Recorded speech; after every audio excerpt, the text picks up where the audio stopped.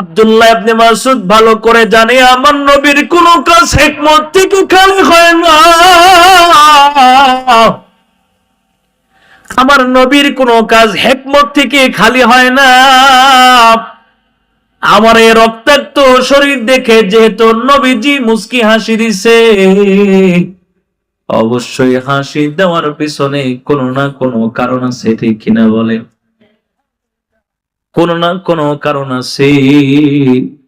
আব্দুল্লাহ ইবনে মাসউদ এবার নবীকে বলে, নবীজি আমার এই রক্তাক্ত শরীর দেখি আপনি নবী মুস্কি হাসি কেন দিলেন, কারণটা জানতে চাই।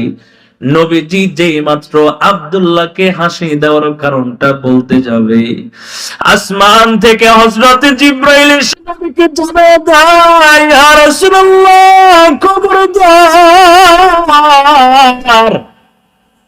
এই মুহূর্তে আব্দুল্লাহ ইবনে মাসউদকে আপনি নবী তার অবস্থা দেখে কেন হাসি দিলেন? হাসি দেওয়ার কারণটা এই মুহূর্তে আপনি আব্দুল্লাহ ইবনে মাসউদকে জানাইবেন না। আল্লাহু আকবার। আব্দুল্লাহ ইবনে মাসউদকে হাসি দেওয়ার কারণটা এই মুহূর্তের ভিতরে বলবেন না। এইভাবে যাইতে যাইতে একদিন দুই দিন করে করে হাঁটি হাঁটি পা পা করে বদরের যুদ্ধের দিন চলে আসলো। বদরের যুদ্ধের সময় নবীজির প্রিয় দুইজন সাহাবী হযরতে মাআজ এবং মুআব্বিজ রাদিয়াল্লাহু আনহুমা আবু জাহালের গর্দানের ভিতরে তরবারি দিয়ে একটা আঘাত করছে, সাথে সাথে আবু জাহাল উটের সওয়ারি থেকে জমিনে পড়ে যায়। জমিনের ভিতরে পড়ে গেছে, শুধুমাত্র গর্দানটা একটু লেগে আছে, তাহলেই আলাদা হয়ে যাবে। আব্দুল্লাহ ইবনে মাসউদ এই মুহূর্তে আবু জাহালের সিনার ভিতরে পাড়া দিয়া কানের ভিতরে ধরিয়া উপরের দিকে টান লাগাইছে। আবু জাহালের গর্দানটা আব্দুল্লাহ ইবনে মাসউদের হাতে চলে আসছে। সুবহানাল্লাহ বলে। এবার আবু জাহালের গর্দানটা লইয়া আমার নবীর সামনে যা দাঁড়া গেছে মুসলমান।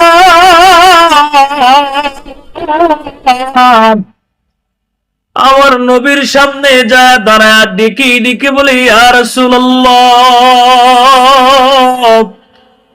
এই আবু জাহাল কোরআন তেলাওয়াতের কারণে আমার দুনু কানের পর্দা ফাটিয়ে দিয়েছিল। ইয়া রাসূলুল্লাহ, আজকে তাকায় দেখেন না, সেই আবু জাহালের গর্দানটা আপনি নবীর সামনে নিয়ে আসলাম। এই যে আব্দুল্লাহ ইবনে মাসউদ আমার নবীর সামনে গর্দান নিয়ে আসছে, এই দৃশ্যটা দেখিয়াও নবীজি আরেকবার মুস্কি হাসি দিছে। আপনারা বুঝে থাকলে বলেন, নবীজি কয়বার মুস্কি হাসি দিল? একে একে দুইবার মুস্কি হাসি দেওয়ার পর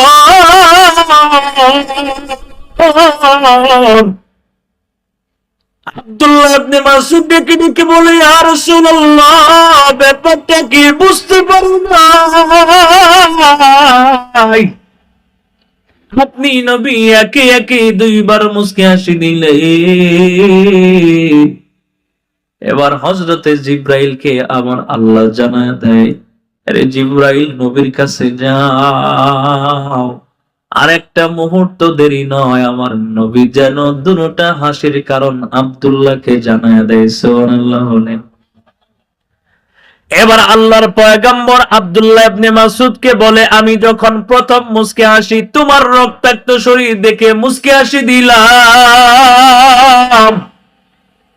ওই প্রথম মুস্কি হাসি দেওয়ার কারণটা হলো তুমি যে আবু জাহালের গর্দানটা আমি নবীর সামনে নিয়ে আসবা,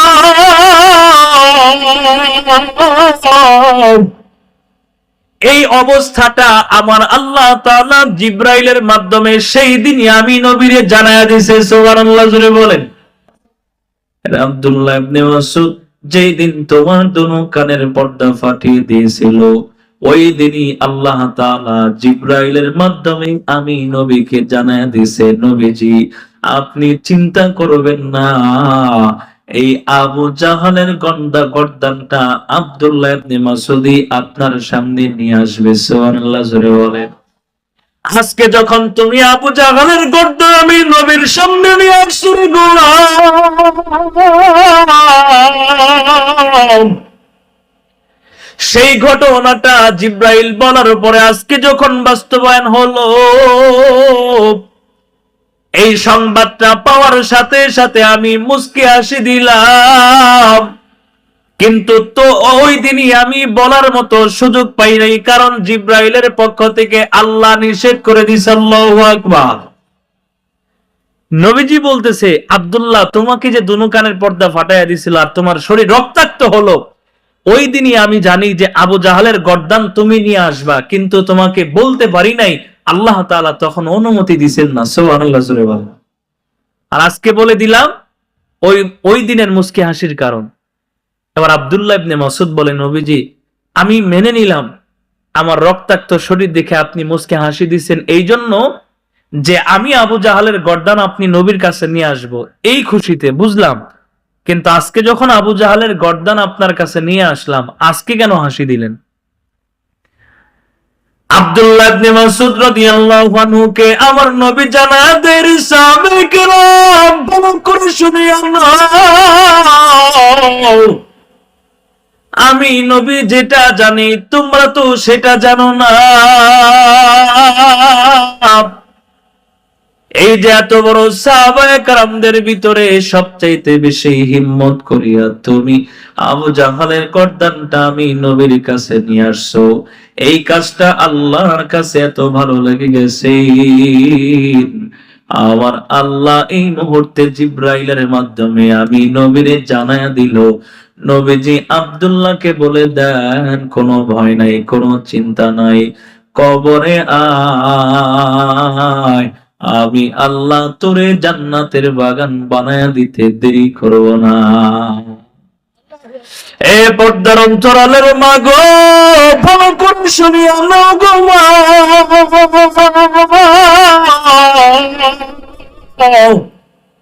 এই পৃথিবীর জমিনে আপনারাও নারী হিসেবে আগমন করেছেন গো মা। আম্মাজান খাদিজাতুল কুবরা, আম্মাজান আয়েশা সিদ্দিকা রাদিয়াল্লাহু আনহা, আম্মাজান ফাতেমা রাদিয়াল্লাহু আনহা, বড় বড় নারী সাহাবিয়ারাও দুনিয়ার জমিনে নারী হিসেবে আসছে। কিন্তু বর্তমান সময়ে আম্মাজানেরা যদি জান্নাতে যেতে চাও, তাহলে হযরতে ফাতেমার মতো জীবন গড়ো, আম্মাজান আয়েশার মতো জীবন গড়ো। শুধুমাত্র তাই নয়, আপনি আমিও যদি আজও সাহাবায়ে কেরামদের মতো জীবন গড়তে পারি, আপনাকে আমাকে আল্লাহ তাআলার জান্নাত পর্যন্ত পৌঁছাইতে কেউ বাধা দিতে পারবে না। সুবহানাল্লাহ। তাহলে এই যে গোটা পৃথিবীতে যত যা দেখি না কেন, সমস্ত সৃষ্টিগুলা আপনার আমার গোলামি করবে। শর্ত হচ্ছে আপনাকে আমাকে কার গোলামি করা লাগবে? আল্লাহর গোলামি করা লাগবে। কিন্তু এই যে আল্লাহ তাআলা বললেন, মাল্লাহুল মাওলা ফালাহুল কুল, যেই ব্যক্তি আমি আল্লাহর হয়ে যাবে, গোটা পৃথিবী তোর গোলাম আমি আল্লাহ বানায়া দিব, এই কথাটার ওজন প্রথমে আপনাকে আমাকে বুঝতে হবে। এই কথাটার ওজন কি? আল্লাহ কেন বললেন? কারণটা হচ্ছে এইটা, যে কোন মানুষ যদি এই কথাটাকে জেহেনের ভিতরে ঢুকায় নেয় যে আমাকে আল্লাহর হতে হবে, তাহলে আল্লাহ গোটা দুনিয়ার সৃষ্টি আমার গোলাম বানায়া দিবে, এই ছোট্ট একটা কথা যদি কোনো বান্দা তার জেহেনের ভিতরে ঢুকায় নিতে পারে, তাহলে ওই বান্দার মাধ্যমে গুনার কাজ হওয়া অসম্ভব। ঠিক কিনা বলেন? হবে না। কিন্তু একের পর এক অনর্গল গুনাহ করতে আসি, হাতের মাধ্যমে, পায়ের মাধ্যমে, চোখের মাধ্যমে, চতুর্দিক থেকে আপনার আমার গুনাহ আছে না নাই? আছে। এই যে রাস্তা দিয়ে হাইটে যাই, রাস্তা দিয়ে হাঁটি, একটা সুন্দরী নারী যখন হাইটে যায় তখন তার দিকে বাঁকা নজরে তাকায় থাকি, আছে না নাই? এই চোখের মাধ্যমে গুনাহ। এই জবানটা দিয়া অনর্থক, অনর্গল হয়তো কাউকে গালি দিতেছি, না হয়তো কারো ব্যাপারে মিথ্যা অপবাদ দিতেছি, কারোর উপর জুলুমমূলক এই শব্দ চয়ন করে জবানের মাধ্যমে আমানতের খেয়ানত করতেছি। ঠিক কিনা বলেন? চতুর্দিক থেকে গুনাহ। এই গুনাহ থেকে বের হতে হবে আগে। এই এই গুনাহ থেকে বের হতে হবে, গুনার উপর ইস্তেকামত থাকা যাবে না। এই কথাই তো আল্লাহ কোরআনে বলছেন, লা তাকনাতু মির রাহমাতিল্লাহ, বান্দা আমি আল্লাহর কাছে আয়। গুনাহ হবে, তুমি গুনাহ করবা, আমি জানি তুমি গুনাহ করবা, কিন্তু এটার উপর অটল থাকবি না, ফিরে আয়। লা তাকনাতু মির রাহমাতিল্লাহ, ইস্তেকামত থাকা যাবে না, আমি আল্লাহর কাছে আয়। যত বড়ই হোক না কেন তোর গুনাহ, পাহাড় সমপরিমাণ যদি গুনাহ হয়, আমি আল্লাহর কাছে চোখের পানি ছেড়ে কান্না করবি, তোকে আমি আল্লাহ ক্ষমা করে আমার রহমতের চাদরে উঠায় নিতে দেরি করব না। সুবহানাল্লাহ বলেন। নবীজির যুগে একজন নারী সাহাবিয়া জিনা করছে। কি করছে বলেন? বুঝতেছেন নি আপনারা কথা? জিনা করছে। ইন দা মিন টাইম নবীজির কাছে এই নারীটা আসছে। আয়েশা নবীজিকে বলতেছে, ইয়া রাসূলুল্লাহ তাহহিরনি, নবীজি আমার একটু পবিত্র বানায়া দেন, একটু পবিত্র বানায়া দেন। কেন, তুমি কি করছো, তোমারে পবিত্র বানায়া দিব? মহিলাটা বলতেছে, নবীজি আমি ভুল করছি, আমি জিনা করে ফেলছি। খুব ভালো করে বুঝেন, নবীজির কাছে এসে বলতেছে, নবীজি আমি জিনা করছি, ভুল করছি। এখন বলেন তো, সে যে জিনা করছে তার ভিতরে এই ইচ্ছা শক্তি আছে না নাই যে আবারও করব? বলেন, এই ইচ্ছা শক্তি আছে না? একবার গুনাহ করছে আবারও গুনাহ করবে, এই ইচ্ছা শক্তি তার আছে না নাই?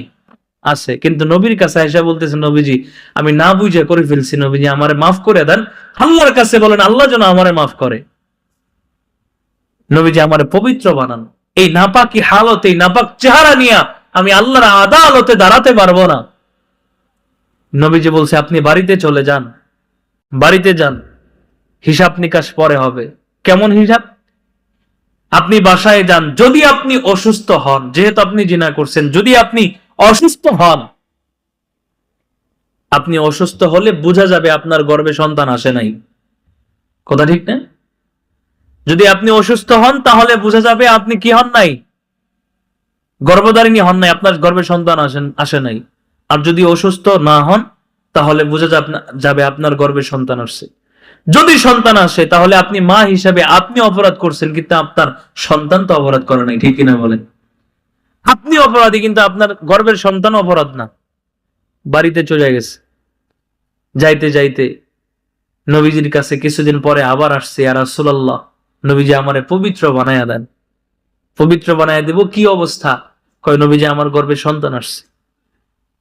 খুব ভালো করে বুঝেন, নবীজি আমার গর্ভে সন্তান আসছে। তো এখন কি করার? ওই যে সমাধান একটাই, তুমি তো গুনাহগার, কিন্তু তোমার গর্ভের সন্তান তো গুনাহগার না। সুতরাং তোমার এই সন্তানটা দুনিয়াতে আসবে, এরপরে তোমাকে আমি জিনার শাস্তি দিয়ে দিব। জিনার শাস্তি কি?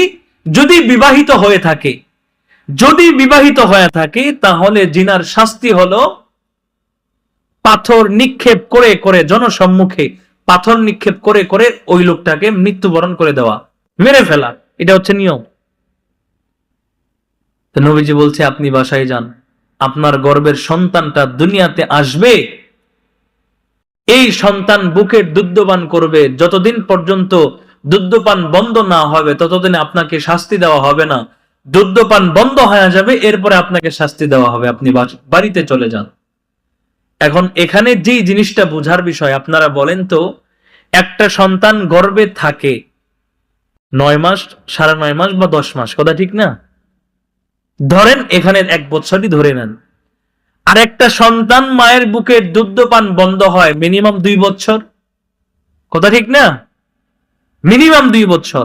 তাহলে এখানে 2 বছর আর ওখানে 1 বছর, কয় বছর হলো? 3 বছর।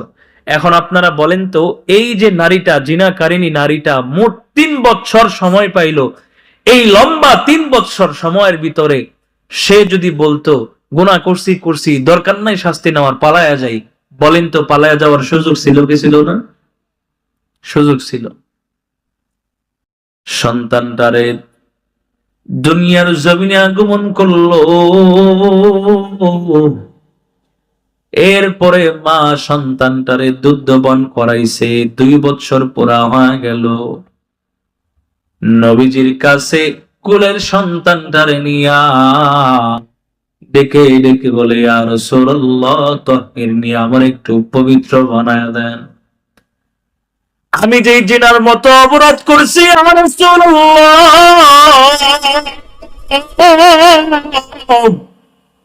আমার একটু পবিত্র বানায় দেন, পবিত্র বানায় দেন।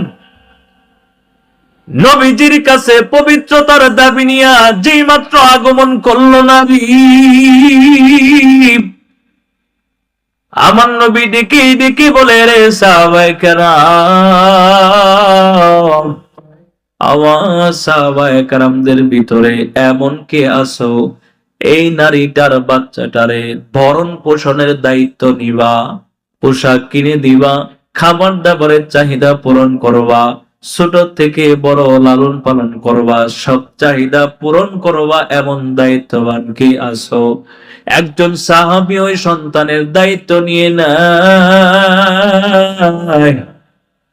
এবার নবীজি সমস্ত সাহাবায়ে কেরামদের ভিতরে ঘোষণা দিয়ে দেয়, এ সাহাবায়ে কেরাম, এই নারীটারে জনসম্মুখে সমস্ত সাহাবায়ে কেরামদের ভিতরে অর্ধ গর্ত বানাইয়া ওই গর্তের ভিতরে নারীটারে ফালায়া দিয়া পাথর নিক্ষেপ করে করে এই নারীটারে দুনিয়া থেকে বিদায় করে দাও। আল্লাহু আকবার। এবার সমস্ত সাহাবায়ে কেরামরা হাঁটি হাঁটি পা পা করে পাথর নিক্ষেপ করে শুরু করে দিল। পাথর নিক্ষেপ শুরু হয়ে গেল। সমস্ত সাহাবায়ে কেরামরা একটা নির্দিষ্ট এরিয়ার ভিতরে দাঁড়াইয়া দাঁড়াইয়া পাথরগুলা নিক্ষেপ করতেছে। হঠাৎ করে একজন সাহাবী তুলনামূলক একটু সামনে যায়া পাথর নিক্ষেপ করছে, নারীটার একটু কাছে যায়া পাথর দিয়া ঢিল মারছে। সাথে সাথে ওই নারীটার দেহ থেকে রক্তের ফোঁটা ফিনকি দিয়া ওই সাহাবীর হাতের ভিতরে লাইগা গেছে। আল্লাহু আকবার। এই সাহাবীটা এবার কাদু কাদু কণ্ঠে আমার নবীর সামনে দাঁড়ায় ডেকে ডেকে বলে, ইয়া রাসূলুল্লাহ,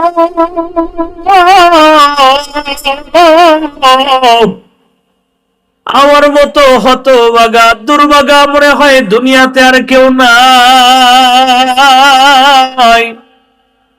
আমার নবী বলে, রে সাহাবায়ে কেরামদের দল, তুমি তোমার নিজেকে কেন হতভাগা, এতটা নিজেকে অপরাধী মনে করতেছো? সাহাবী বলে, নবীজি, এই অপবিত্র নারীটাকে পাথর নিক্ষেপ করতে যায়া আমার শরীরের ভিতরে ওই নারীটার অপবিত্র নারীর অপবিত্র নাপাক রক্ত আমার শরীরের ভিতরে লেগে গেছে। ওই অপবিত্র নাপাক নারীর রক্ত আমার শরীরে কেন লাগলো, এই জন্য নিজেকে সবচাইতে অপমান বোধ করতেছি, নিজেকে হতভাগা দাবি করতেছি। এবার আমার নবী চোখের পানিগুলো ছেড়ে দিয়ে কান্দে।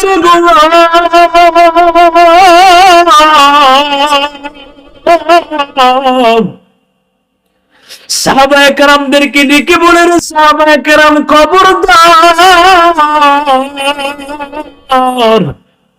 আমার এই নারী সাহাবিয়াটারে একটা মুহূর্তের জন্য পবিত্র নারী বলে ঘোষণা দিও না। আমার এই নারী সাহাবিয়াটারে অপবিত্র নাপাক বলে ঘোষণা দিও না, কারণ আমার এই নারী সাহাবিয়াটা নিজে নিজে পালায় যাওয়ার সুযোগ ছিল, পালায় নাই। তার 3 বছর পরেও আমি নবীর কাছে আইসা তার গুনার বিবরণ দিয়া জিনার শাস্তি নিয়া দুনিয়া থেকে পবিত্র হয়ে বিদায় নিয়ে চলে গেল। আমাকে আল্লাহ জিব্রাইলের মাধ্যমে দেখায়া দেয় জান্নাতের নারীদের সাথে মিলিয়া মিশিয়া জান্নাতে খেলা করে। সুবহানাল্লাহ বলে। এই জন্য মুসলমান আমার আল্লাহ বারবার বলে, বান্দা আল্লাহ তাকনাতু মিন রাহমাতিল্লাহ, আরে বান্দা আমি আল্লাহর দিকে আয়, আমি আল্লাহর দিকে আয়। আমি আল্লাহর দয়া মায়া থেকে বান্দা তুই দূরে চলে যাবি না রে গোলাম। বান্দা তোর গুনাহ হবে আমি আল্লাহ ভালো করে জানি। বান্দা গুনাহ করতে করতে দুনিয়ার জীবনটারে শেষ করবা আমি আল্লাহ ভালো করেই জানি। তবে বান্দা গুনার উপর অটল থাকবি না, গুনার উপর অটল থাকবি না, দায়েম থাকবি না।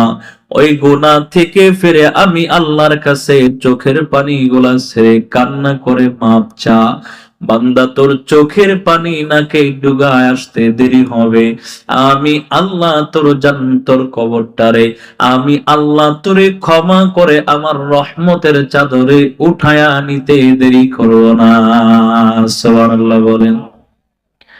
হে মুসলমান, আমি আলোচনার সামনে বাড়াবো না, শুধুমাত্র মা বোনদের জন্য যেটা বলতেছিলাম সেই বিষয়টা মুখতাসার ভাবে বলে আমি আলোচনা শেষ করে দিব। আমার নবী বলে, দুনিয়ার জমিনে আগের যুগে নারী সাহাবায়ে কিরামদের মতো কষ্ট করা লাগবে না গো মা। আগের যুগে নারী সাহাবিয়ারা যুদ্ধ করছে, নিজের জীবনটাকে কোরবান করে দিছে আল্লাহর রাস্তায়। ওই আগের নারীর জামানার মতো নারী সাহাবিয়াদের মতো আপনাদের বর্তমান সময়েও জীবন দেওয়া লাগবে না, তেমন কষ্টও করা লাগবে না। তবে নবী বলেন, একজন নারী দুনিয়াতে যতদিন পর্যন্ত বাঁচিয়া থাকবে, এই নারী যদি 4টা কাজ করতে পারে, আমি আল্লাহ ওই নারীটাকে 8টা জান্নাতের দরজা খুলে দিব, যেই দরজা দিয়ে মনে চায় নারীটা জান্নাতে প্রবেশ করবে। সুবহানাল্লাহ বলেন। قال رسول الله صلى الله عليه وسلم المرأة إذا صلت خمسها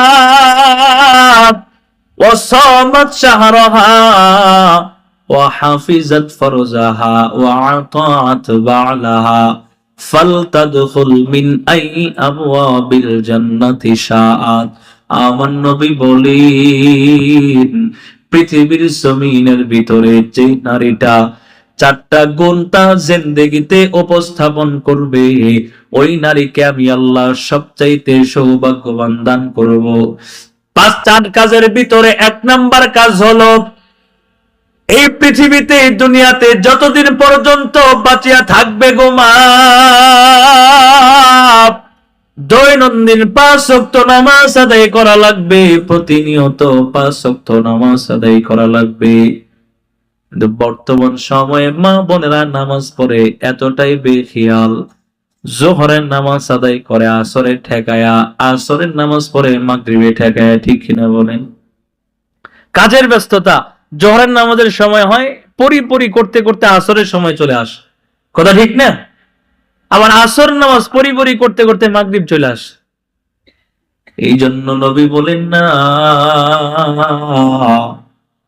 4টা গুণ তোমার ভিতরে রাখবা। 1 নাম্বার, দৈনন্দিন যথা সময়ে 5 ওয়াক্ত নামাজ আদায় করবা। 2 নাম্বার, ওয়াসামাত শাহরাহা, রমজান মাসে রোজা রাখবা। 3 নাম্বার, ওয়া হাফিজাত ফরজাহা, নিজের লজ্জাস্থান হেফাজত করবা। এর মানে হলো পরিপূর্ণভাবে পর্দা পালন করবে। 3 নাম্বার কি বলেন? 1 নাম্বার 5 ওয়াক্ত নামাজ প্রতিনিয়ত যথা সময়, 2 নাম্বার রমজান মাসে রোজা, 3 নাম্বার পরিপূর্ণভাবে পর্দা পালন করা। 3 নাম্বার কি? পর্দা পালন করা। কিন্তু বর্তমান সময়ে মা বোনেরা বলে, রাস্তাঘাটে, বাজারে, মাঠে ঘাটে, যেখানে সেখানে যায়, বোরকা একটা পরছে, বোরকা পরে বাজারে ঘুরতে যায়, যদি বলি পর্দা করো না কেন, কয় পর্দা করি, বোরকা তো ঠিকই পরছি। বলে পর্দা তো করি, বোরকা পরছি। আমার নবী বলেন, শুধুমাত্র বোরকা পরার নাম পর্দা না,